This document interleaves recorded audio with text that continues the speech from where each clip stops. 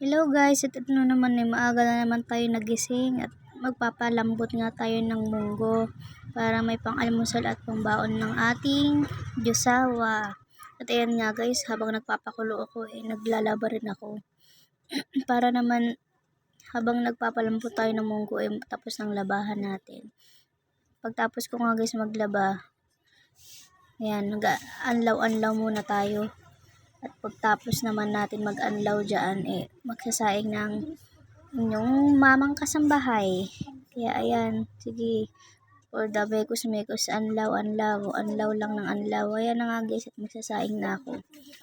Tapos na tayo maglaba, kaya magsasaing na muna tayo. At anong oras na, 5:00 na rin kasi. Kaya inuna ko na muna yung sinaing para sasaksak na lang naman yan, dire-diretso luto na agad, 'di ba? Pagtapos natin magsaing naman tayo, maghihiwa na tayo ng sibuyas tsaka kamatis. Huwag na natin lagyan ng bawang. Hindi na ako nakabili ng bawang. Marami lang ako dyan sibuyas, tapos may extra akong kamatis. At ang iulam natin ngayon munggo.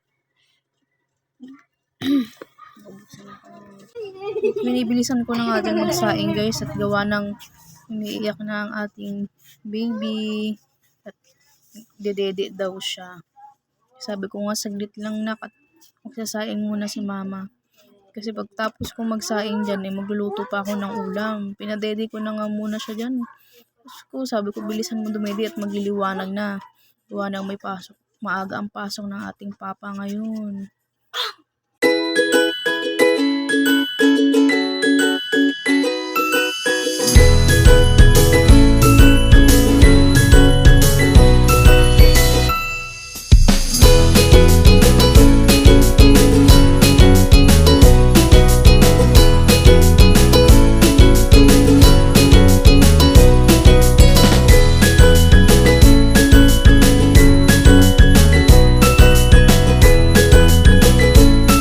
At ayan na nga guys, maghihiwa na tayo ng sibuyas at saka kamatis dyan. At tayo yung magigisa na.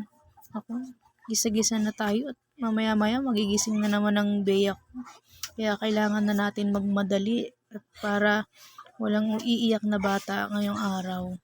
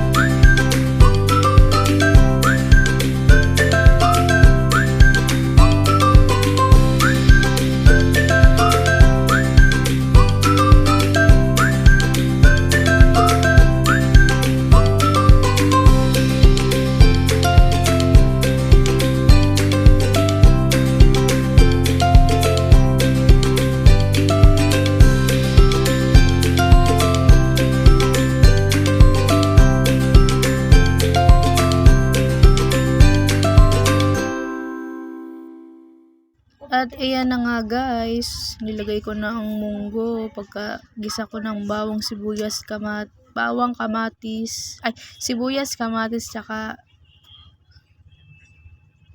ang tawag dito, nalimutan ko na guys kung ano pala, chicharon. Ayan na, paluto na ang ating munggo for today's video.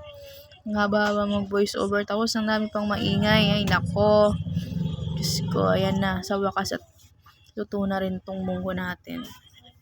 At yan na, luto na. Bye bye, hanggang dyan na lang muna.